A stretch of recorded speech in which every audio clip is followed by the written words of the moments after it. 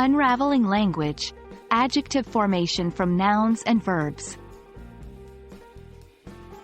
Hello language explorers. Welcome to another exciting journey through the realms of English language.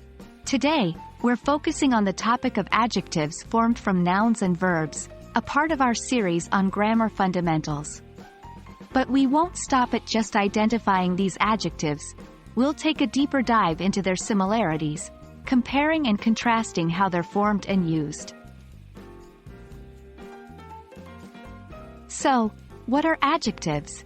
To put it simply, adjectives are words that describe or modify other words, usually nouns. They give us more information about things, like their color, size, number, or other qualities. For example, in the sentence, "The sky is blue," blue is an adjective describing the color of the sky. Now, we know that adjectives can come from many places, but today we're going to focus on adjectives that are derived from nouns and verbs. First, let's talk about adjectives that are derived from nouns. These adjectives usually describe a quality related to the noun they come from.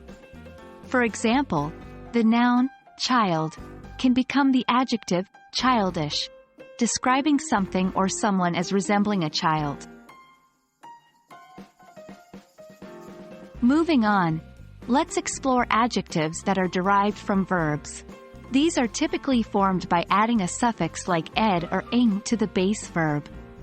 For example, the verb, excite, can become the adjective, exciting, and bore can become, bored.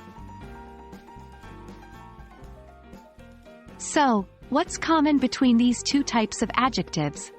Firstly, both of these adjectives are derived from another part of speech, be it a noun or a verb. Secondly, their purpose is the same, to describe or modify a noun. Additionally, the formation of these adjectives often involves adding a suffix, like ish for nouns and ed or ing for verbs.